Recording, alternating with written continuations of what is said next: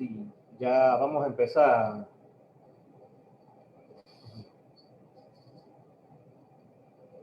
Sí, bueno, ya estamos presentes. Bien. Sí, buenas tardes, colegas que nos escuchan, estudiantes que nos siguen también por estas redes sociales del Colegio Nacional de Abogados, igual al público general que cada webinar nos sintonizan en el Colegio Nacional de Abogados, que en esta oportunidad, junto con el Instituto Panameño de Derecho y Nuevas Tecnologías y Pandetec, tenemos el honor de llevar a cabo este webinar referente al tema cómo proteger la propiedad intelectual en plataforma de comercio electrónico. En esta ocasión tenemos el honor de tener a dos grandes panelistas como son el licenciado Alexander García López, que ha estado asesorando a clientes de Europa, Asia y América en asuntos de propiedad intelectual de forma multidisciplinaria a sus clientes de todo el mundo. Sus experiencias se enfocan en aprovechar la propiedad intelectual de sus clientes para ayudarlos a lograr el éxito en sus respectivos mercados. Desde marcas registradas, pasando por el derecho de autor, patentes, licencias y transferencias tecnológicas, auditorías de propiedad intelectual y diligencias debidas de activos de propiedad intelectual. Ha ofrecido a sus clientes gestión de carteras y asesoramientos de estrategias para obtener y proteger a la propiedad intelectual valiosa. Además, se ha especializado en licencias y franquicias, así como en litigios relacionados con reclamos de oposición, contra registro de marcas, acciones de cancelación y acciones penales contra infracción de todo tipo de derecho de propiedad intelectual. Este es nuestro expositor Alexander García López, el cual nuestra primera pregunta dentro de esta temática sería ¿qué es IPANDETEC? ¿Qué es el Instituto Panameño de Derecho y Nueva Tecnología? Para que nos indique a todos los que nos están escuchando y saber de qué se trata esta institución. Claro, ante todo, muchísimas gracias por la oportunidad de presentarme con mi colega Sandra Guerra como miembros de IPANDETEC y también del Colegio Nacional de Abogados. Pues IPANDETEC, como bien mencionaste, o Instituto Panameño de Derecho y Nuevas Tecnologías, es una organización sin fines de lucro. Eso es vital que lo sepamos, toda vez que promueve el uso y la regulación de las tecnologías de la información y la comunicación, las conocidas TIC, para la defensa de los derechos humanos en el entorno digital en Panamá, ¿verdad? A pesar de que es una asociación que nace en Panamá, su trascendencia es internacional. Eso es importante recalcarlo. Toda vez que se han establecido relaciones con organizaciones tanto a nivel nacional como internacional en distintas disciplinas, todas ellas aplicadas a la tecnología y a su desarrollo, de forma tal que se fortalece la visión y la imagen de nuestra organización. En estos momentos, IPANDETEC realiza, por ejemplo, mapeo de actores y organizaciones de gobernanza de Internet, principalmente en Centroamérica, así como estudios de protección de datos personales, análisis de estrategias de ciberseguridad en toda la región también, y siempre esto enfocando nuestros estudios y los papers que se realizan con una perspectiva de derechos humanos e inclusión social. Puedo mencionarte finalmente que se han realizado estudios sobre datos abiertos, el manejo de la biometría en la vida de los seres humanos, el cifrado y, por supuesto, el cibercrimen. Sí, ahora pasaremos a presentar a nuestra colega, la licenciada Sandra García, licenciada en Derecho y Ciencias Políticas de la Universidad Santa María la Antigua. Estudió estudios de la maestría en la Universidad Carlos III de Madrid, España, especializándose en Derecho de las Telecomunicaciones y Nueva Tecnología. En su práctica privada, asesora a sus clientes mediante la estructuración y la administración de empresas, sociedades y entidades legales, así como en temas de propiedad industrial, derecho de autor, tecnologías comerciales y corporativos. Actualmente se encuentra al frente de la Oficina de Propiedad Intelectual para Latinoamérica de Philips, siendo parte del Departamento de Propiedad Intelectual más destacado a nivel corporativo. Philip Intellectual Property Standard, donde ve temas de propiedad industrial, derecho de autor, contrabando y falsificaciones para la región de Latinoamérica, la cual cubre todo el territorio, desde México, el Caribe, hasta Argentina. Mi estimada licenciada Sandra Guerra, una de las preguntas es la importancia de este webinar del día de hoy que desarrollamos. Hola, bueno, un saludo a todos los que están conectados ahorita mismo. Y en efecto, es muy importante que nosotros conozcamos de cuáles son los medios que tenemos para proteger la propiedad intelectual dentro de Internet y sobre todo en el comercio electrónico. Más que nada por el boom que está teniendo el comercio electrónico dentro de nuestro país a raíz de la pandemia. Así que la información que se va a brindar el día de hoy dentro de este webinar va a ser de mucha importancia y sobre todo porque lo van a poder aplicar a la vida diaria de una vez. No van a tener que esperar a tener un caso específico para poder usarla, sino que es información que nosotros podemos aplicar en nuestro día a día. Interesante la motivación de aplicar estas tecnologías en nuestros días, más con esta situación que nos hemos tenido que adaptar. Bien, comenzamos también, colega Alex. ¿Cómo cambió o evolucionó la protección de la propiedad intelectual en plataformas de comercio electrónico en Panamá a raíz de la pandemia? Claro, gracias Rodney por la pregunta. Mira, yo considero que el cambio o la evolución que tú mencionas depende en gran medida desde la perspectiva de los participantes. En el comercio electrónico, pues como sabrás, participan lógicamente los comerciantes y los consumidores. Pero yo haría esa distinción para poder darte mi opinión. Como abogado, para mí, para Sandra, estoy seguro que para ti también probablemente, digamos que actores invitados en este tema del comercio electrónico ha sido el mayor cambio. La ventaja de poder presentar nuestras solicitudes de marcas, cambios administrativos, incluso patentes a través de medios electrónicos, es un avance que, a pesar de que el país es suscriptor de muchos tratados y tiene obligaciones con terceros de llevar a la vanguardia la presentación de marcas y patentes, esto no se había logrado por temas políticos o por temas económicos, sea cual fuese la respuesta. Pero en estos momentos estamos presentando, o mejor dicho, desde hace casi un año estamos presentando marcas y patentes a través de correo electrónico, a pesar de que existe luego la obligación de hacerlo en forma presencial y física. Yo pienso que ahí hay un avance que se refleja indirectamente en las actividades de los comerciantes y de los emprendedores también, por así decirlo. Porque si bien es cierto que en teoría esa modernización de la protección de la propiedad intelectual debería traer consecuencias positivas en cuanto a agilidad o a celeridad de los procesos, la realidad es que no. Entonces hay como una dicotomía porque los procesos producto de la pandemia tienen por lo menos 2 a 3 meses de atraso.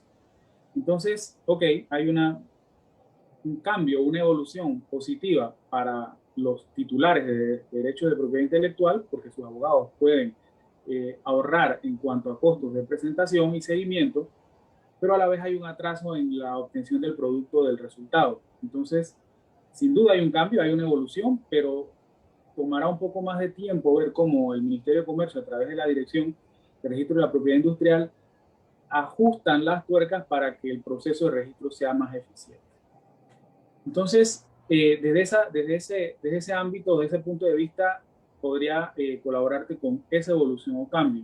Desde el punto de vista jurídico, pues normas nuevas no ha habido post pandemia que afecten directamente o indirectamente la propiedad intelectual aplicada en temas de comercio electrónico, pero sí que sin duda hay una realidad inevitable, volviendo al tema jurídico, y es de que los titulares de derechos de propiedad intelectual tienen una necesidad de estar más actualizados, mejor informados de parte de nosotros, los que manejamos el tema, abogados en general, para que ellos logren adecuar sus plataformas, sus proyectos y la venta de sus mercancías, de sus bienes o servicios a las normas ya existentes de hace muchísimos años.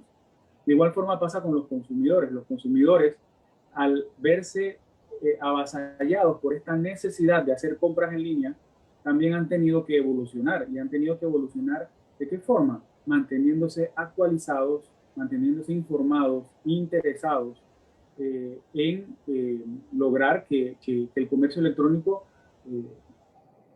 cale dentro de sus vidas. Para mí el mejor ejemplo es mi papá de 73 años, hace como 2 semanas, me muestra el celular y me dice, oye, ayúdame a hacer esta compra en línea. Y le digo, pero si ya la hiciste, nada más tienes que tocar ahí y finalizar.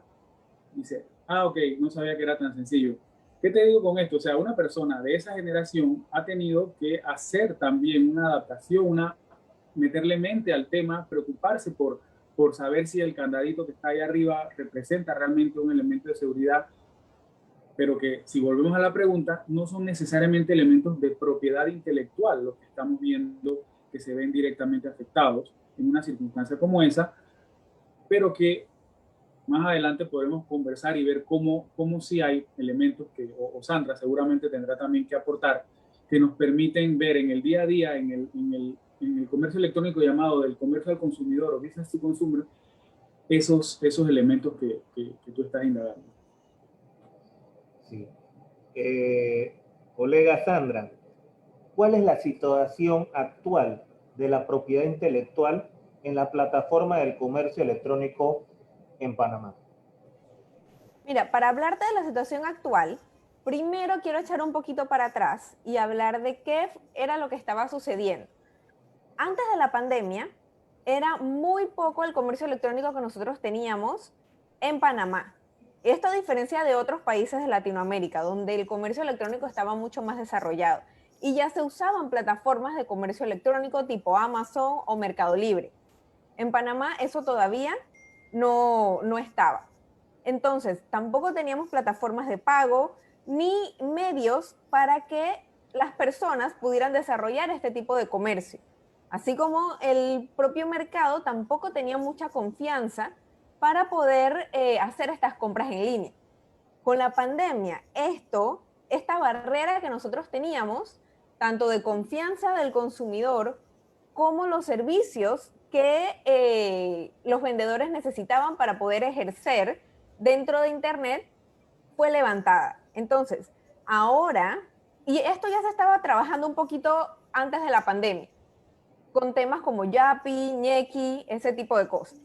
Entonces, después de la pandemia, todo se aceleró, porque la pandemia nos obligó a reinventarnos y a buscar unos métodos para poder seguir funcionando. Y esto aceleró el desarrollo del comercio electrónico en Panamá.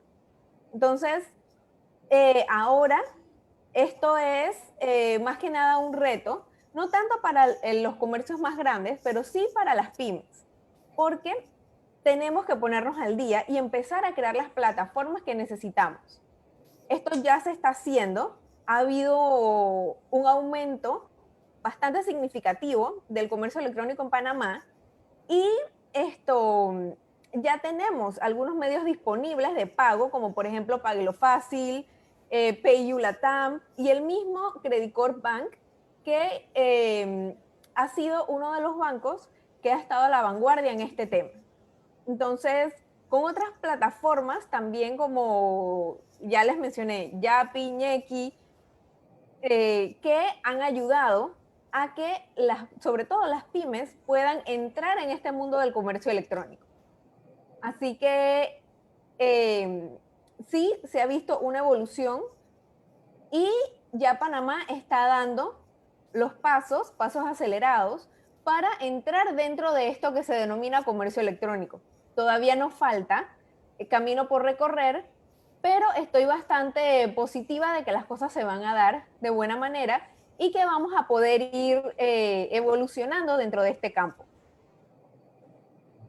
Como no, colega Alexander, ¿es seguro incursionar en el comercio electrónico en Panamá?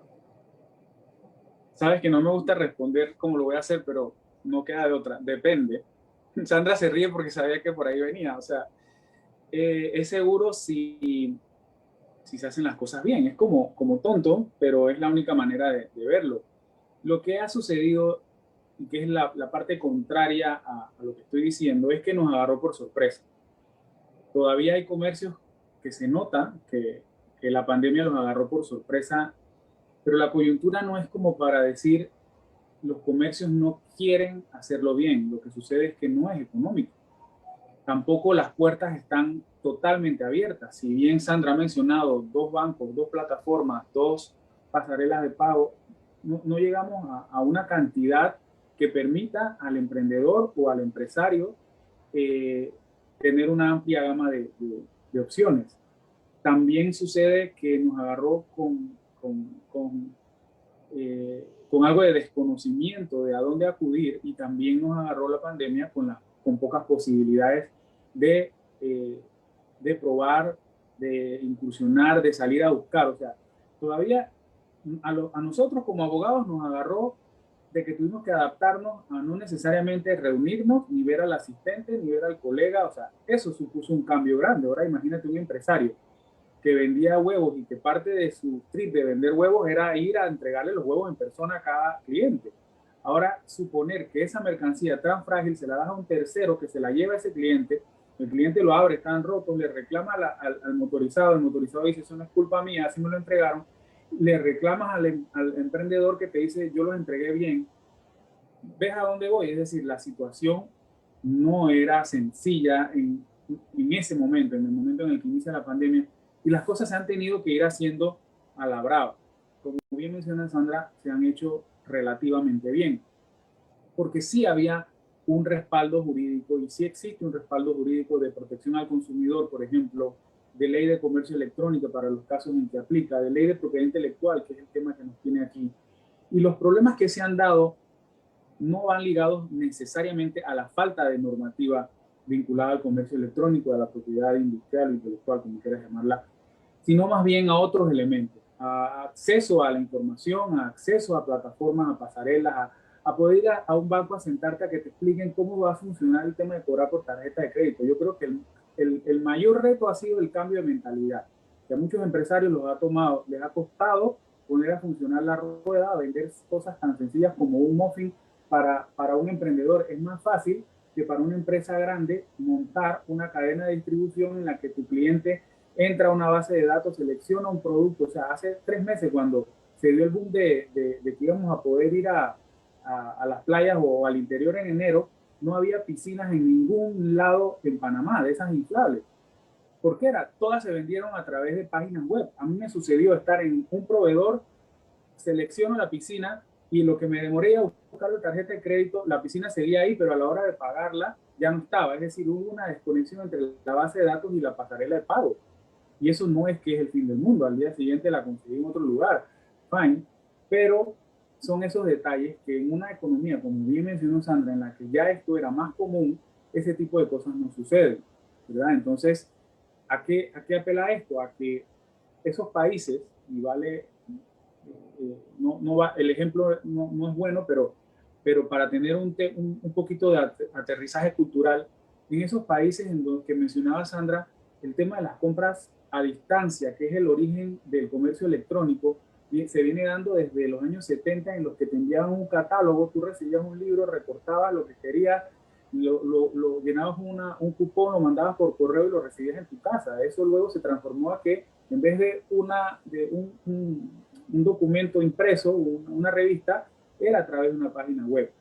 Aquí eso no sucedía, ¿verdad? Entonces el cambio, el salto nuestro ha tenido que ser mucho más grande. Volviendo al tema de si es seguro incursionar, pues sí, sí es seguro incursionar. Lo importante es tener a los aliados adecuados. Colegas como Sandra, como tú, son personas que los consumidores y los empresarios tienen que buscar, gente que esté a la vanguardia en esto, gente interesada en el tema, de forma tal que tu primera línea de seguridad es el abogado que te dice, ¿sabes qué? Estos son los parámetros a los que tu empresa se tiene que someter. O tu cliente consumidor, tuviste un problema, bueno, estos son los derechos tuyos que se violaron, o estos son los derechos por los que debes pelear, porque están ahí, simple y sencillamente que debemos es intentar que se cumplan las reglas del juego. ¿Cómo no, colega Sandra? Disculpa, para nada más añadir algo de lo que dijo Alexander, ¿Cómo no? sí es importante mencionar que parte del desarrollo que se ha tenido ha sido por parte de las pequeñas empresas, porque muchos emprendedores se han sumado al comercio electrónico para poder ellos vender sus productos. Entonces, uno de los puntos principales, o más bien de los speed bumps que ellos han tenido, ha sido las pasarelas de pago, porque no es fácil entrar a estos programas con los bancos. Entonces, sí es importante que toda la empresa se una, no solamente a los emprendedores o la parte del vendedor, sino también la parte bancaria, para que todo el comercio electrónico funcione como debe ser. Sí, total. Ajá, sí. Esto que menciona Sandra es tan importante que hay terceros que están apostando a que no haya bancos como intermediarios precisamente para lograr que el costo de la implementación de esas plataformas baje lo más posible, porque es evidente que un banco de por medio te eleva el costo de las transacciones y hay total cantidad de comisiones que se van a ir descontando de lo que el emprendedor o empresario está vendiendo. Entonces ya hay muchas iniciativas, incluso implementándose cada vez más, para tratar de mantener al banco solo como el repositorio de los fondos de las partes involucradas, no como aquel que te facilita la transacción, porque eso tiene un costo muy elevado en la mayoría de los casos. Referente a esos mismos puntos, colega Sandra, ¿cuáles son los pasos fundamentales para proteger los derechos de propiedad intelectual en Internet de una empresa de comercio? Mira, como dice Alexander, eso depende. Depende del producto o del servicio que tú estés ofreciendo. Lo más básico para nosotros proteger nuestros derechos dentro de Internet es tener las marcas o, dependiendo si es un producto, los derechos de patentes o de diseño industrial. ¿Por qué les hago mención a esto? Porque si bien el tener el registro de la marca no es necesario para que tú puedas vender tu producto en el comercio, sí es necesario para poder reclamar derechos en Internet o para poder reclamar derechos sobre tu marca. Por ejemplo, si nosotros tenemos que dentro de una plataforma de comercio electrónico se está vendiendo un producto y dentro del título del ad, de ese anuncio, están utilizando tu marca, entonces la única manera para tú poder tener algún tipo de reclamo es que tú tengas la marca registrada. Y esto es así porque las plataformas de comercio electrónico te piden que tú tengas los derechos registrados para poder ellos hacer los takedowns que se necesitan hacer dentro de las plataformas. Y esto aplica tanto para marcas como para diseños industriales, en caso de que te encuentres con algún producto que está siendo falsificado o algún producto que se parece mucho a aquel que tú tienes. Entonces, sí necesitamos tener los derechos registrados para poder entonces nosotros defender los casos que nosotros vayamos encontrando en Internet. Y esto aplica tanto para plataformas de comercio electrónico como para redes sociales. Entonces, ustedes me dirán, bueno, pero yo no necesito tener mi marca registrada para yo poder vender mis productos. Es cierto. Pero cuando nosotros nos vamos a un caso de litigio por uso indebido, ya sea uso indebido de marca, uso indebido de una fotografía, que sería derecho de autor, o de un video, que es derecho de autor también, entonces nosotros tenemos que tener los medios probatorios para poder decirle a esa plataforma o para poder ir a ICANN y pelear dentro de lo que sería el esquema de Internet, que en efecto tú eres el que tiene un mejor derecho sobre la otra persona. Entonces sí es muy importante que nosotros tengamos nuestros derechos registrados, marcas, patentes, diseños industriales, y en el caso de derecho de autor, si bien no es necesario registrarlo como tal, sí debemos tener nuestro certificado indicando de que nosotros somos los autores de esa obra. Esto para poder tener los medios probatorios y poder así entonces demostrar ante las diferentes plataformas que nosotros nos vamos a encontrar de que nosotros tenemos un mejor derecho o que tenemos el derecho de uso exclusivo sobre ese derecho que se está peleando. Y esto aplica, ya les digo, para todo. Redes sociales, porque cuando nosotros hablamos con Facebook, con Instagram, con Twitter, con todas las plataformas, lo primero que te van a decir es, ok, tú me estás diciendo que tú tienes un mejor derecho, pruébalo. La manera de probarlo es teniendo nosotros nuestro certificado en la mano. Es la única manera. Y recordemos que todo lo que es derechos industriales son territoriales, así que vamos a necesitar tener el derecho por cada país que nosotros querramos iniciar un caso. Entonces, si nosotros nos vamos a una plataforma que está en Panamá, tenemos que tener los derechos registrados en Panamá. Pero ese derecho de Panamá no nos va a servir si nosotros queremos pelear el caso en México o en Argentina, por ejemplo. Así que es importante tomar todas estas cosas en cuenta y al momento en que nosotros vamos a decidir iniciar o dar el paso, entonces verificar cuáles son los territorios que a mí me interesan como mercado para poder entonces ir incluyendo los derechos que vamos a necesitar tener a la mano en caso de un conflicto. Como no. Colega Alexander, ¿cuáles son las regulaciones en Panamá sobre la propiedad intelectual? Ok, la respuesta es un poquito amplia. Podría resumirla en que, por ejemplo, la Constitución parte diciendo que los autores, artistas o inventores gozan de la propiedad exclusiva de sus obras o invenciones y que esto lo regula la ley, obviamente. Es decir, a nivel constitucional tenemos protección básica. Tenemos una ley 35 que es específicamente que maneja temas específicamente relacionados con la propiedad industrial, luego modificada por la 61 de 2012. Esta ley 35 es de 1996, esto es importante. El acuerdo de Marrakech, o la ley por medio de la cual Panamá aprueba el acuerdo de Marrakech, que constituye la Organización Mundial de Comercio, también es una norma aplicable en este tema. Hay una súper interesante que es la ley 20 del año 2000, que es sobre el régimen especial de la propiedad intelectual sobre los derechos colectivos de los pueblos indígenas. Es sumamente interesante e importante, y no sé si recuerdas el caso de las zapatillas famosas de marca con el diseño que el colega peleó en defensa de los derechos de su pueblo, porque no habían obtenido la autorización. Fue basado en esa norma principalmente. La ley de protección al consumidor, que es la 45 de 2007, también incluye temas súper interesantes como, por ejemplo, la competencia desleal. Ahí es donde está establecido el precepto y el procedimiento. En el Código Penal, obviamente, el capítulo 6, que son los delitos contra la propiedad intelectual. Ahí tenemos los delitos contra el derecho de autor y conexos, y los delitos contra los derechos de propiedad industrial, y también la que protege los derechos colectivos de los pueblos indígenas. Tenemos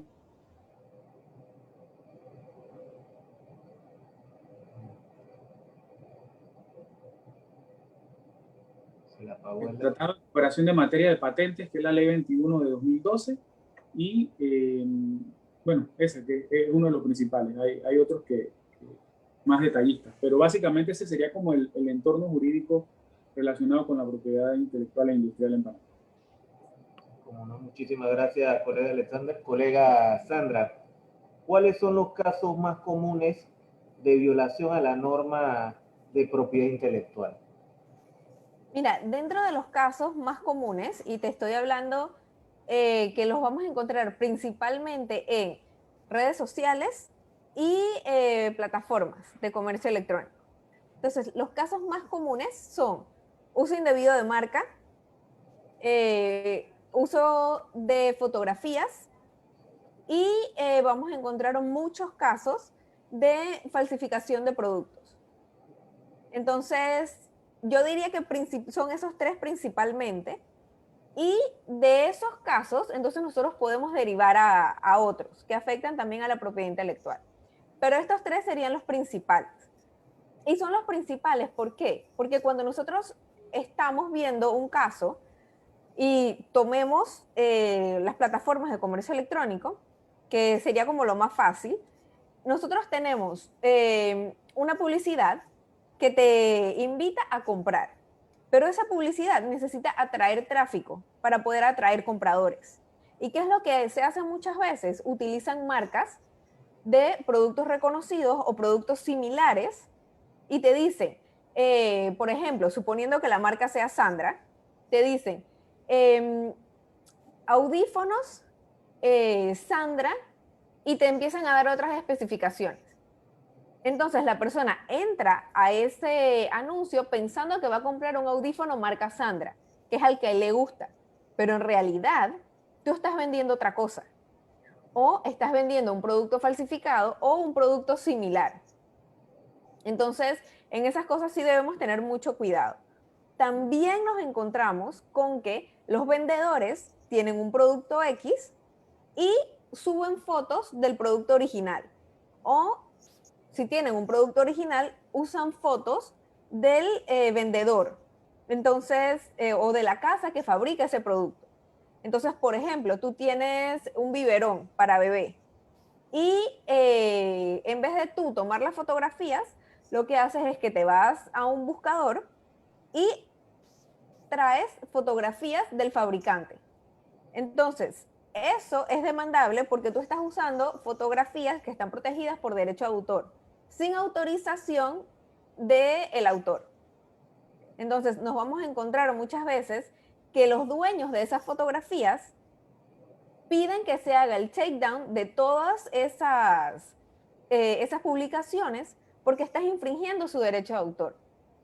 Así que hay que tener mucho cuidado en esas cosas, no caer en lo más fácil, porque lo más fácil es ir a internet, buscar las fotos o poner el nombre de una marca famosa para tú poder atraer tráfico. No. Trata de hacer las cosas lo mejor posible. Evita estar utilizando fotografías sobre las cuales no tienes el derecho de uso y en lo posible, crea tu propio producto original.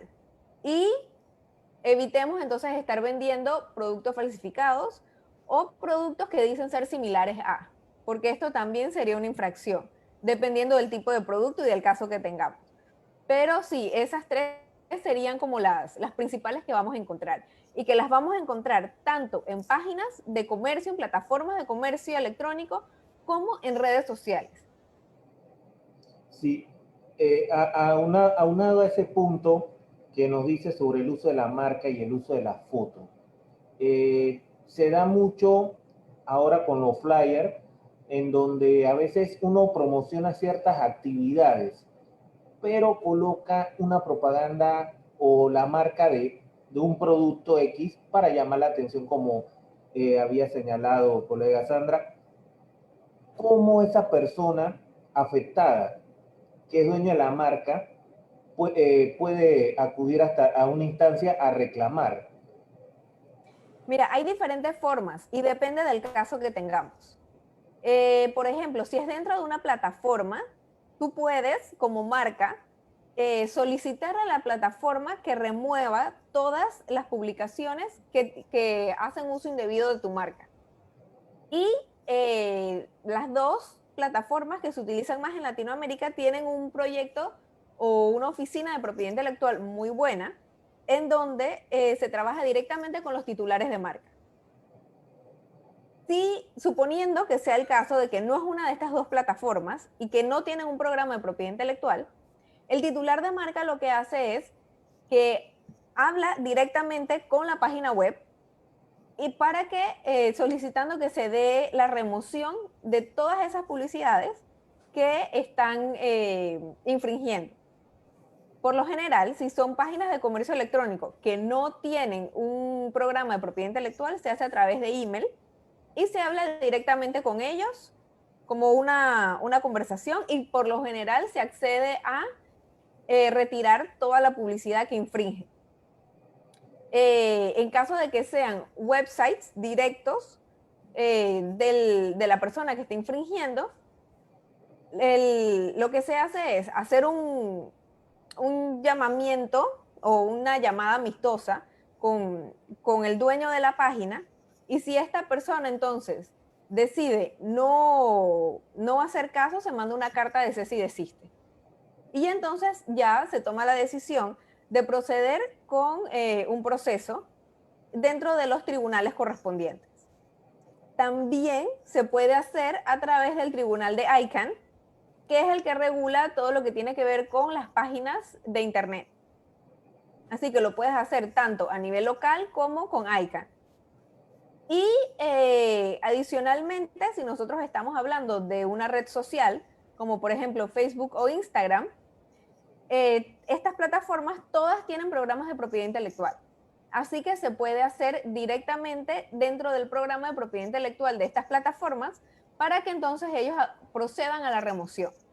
Esto es un proceso que se sigue con ellos y ellos son los que al final deciden si ejecutan o no. Pero para esto, el titular de derechos tiene que presentar de que en efecto tiene un mejor derecho y probar de que la otra persona está infringiendo. No sé si colega Alexander tiene algo más que añadir de repente a lo señalado por la colega Sandra. Bueno, la realidad es que en la práctica, durante el último año, la pandemia, las cartas de cese y desistimiento han sido como lo que más he hecho con relación a este tipo de actividades, porque es como un punto intermedio entre hacer algo y a la vez ahorrarle recursos al cliente, porque es una carta, a veces el mismo, es más, tengo con los clientes ya como un procedimiento de que el primer approach, el primer acercamiento lo haga el cliente y le diga al infractor, oye, este derecho de propiedad intelectual es mío, por favor, te pido que procedas a dejar de utilizarlo. Y si ya no lo hacen, entonces le diga, bueno, el que sigue es mi abogado, y ahí va la carta que bien tiene Sandra mencionar. Y la verdad es que hasta durante este año no he tenido que pasar de ahí. Han hecho caso, se han dado cuenta. Pienso que es una mezcla de ver algo interesante, como dice Sandra, los audífonos Sandra son buenísimos y económicos, y la gente entonces dice, vamos a aprovecharnos de esta marca, o también, como bien mencionaste tú, un diseño que puede estar protegido por derecho de autor, incluso un arte gráfico, y que entonces empiezan a utilizar para promover cualquier tipo de cosas y no es lo correcto. Así que ese es más o menos el panorama desde mi perspectiva práctica. Y mira, algo adicional es que para muchas marcas la defensa de la propiedad intelectual en el comercio electrónico no se queda solamente en Internet. Yo tengo casos en los que hemos usado las plataformas de comercio electrónico para dar pie a un caso más grande, y hemos tenido incautaciones grandísimas de productos falsificados que nacieron de un caso dentro de una plataforma de comercio electrónico. Entonces, esto no es para asustar a nadie, pero sí hay posibilidades de seguir un caso que nace como una violación a un derecho de propiedad intelectual dentro de Internet, seguirlo dentro del mundo real y tener resultados como incautaciones o cierres de fábricas, para que ustedes tengan una idea, ¿no? De que las cosas no solamente se quedan en internet o en una carta de cese y desiste, sino de que tiene repercusiones civiles y penales dentro del mundo real. Como no, ya para finalizar el mismo webinar, que ha sido muy interesante para las personas que nos están sintonizando, queremos escuchar las conclusiones referentes de ustedes, palabras breves sobre el mismo webinar y algún mensaje que le quieran dar también a nuestros oyentes. Comenzamos, colega Alexander. Le cedo la palabra a Sandra. Primero, cómo no. Bueno, mira, yo pienso que como conclusión es que nosotros como vendedores tenemos que hacer las cosas bien. Tratemos de evitar infringir derechos de terceros, seamos originales, creemos nuestras propias marcas, nuestros propios productos. Y si decides vender productos que son fabricados por un tercero, asegúrate de tener todos los derechos necesarios para poder ejecutar una publicidad en Internet. Entonces, asesórense con un abogado, y los abogados que están conectados también asesoren bien a sus clientes para evitar problemas a futuro, porque créanme que las marcas están revisando diariamente Internet, plataformas, redes sociales y páginas web individuales sobre qué cosas tienen ellos andando por ahí que puedan infringir sus derechos. Así que es sumamente importante dejar todo bien organizado, tener todo limpio dentro de nuestro negocio para evitar entonces tener conflictos con terceros o con otras empresas. Así que básicamente sería eso. Y para todos los emprendedores que decidan iniciar ahora, lo primero que deben hacer es revisar bien sus productos y establecer cuál va a ser su plan de desarrollo dentro del comercio electrónico para evitar cualquier tipo de problema de propiedad intelectual que puedan tener.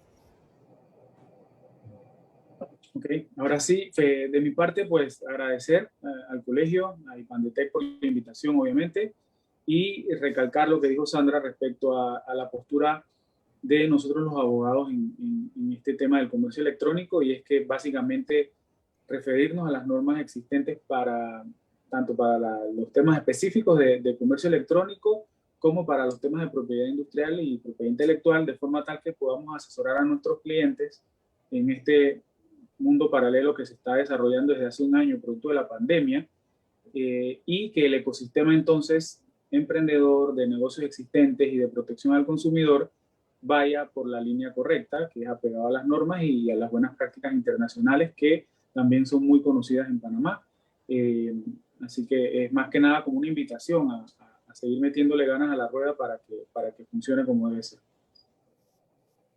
Muchísimas gracias, colega Sandra Guerra, colega Alexander García, por estos minutos que nos han brindado a nosotros, los del Colegio Nacional de Abogados,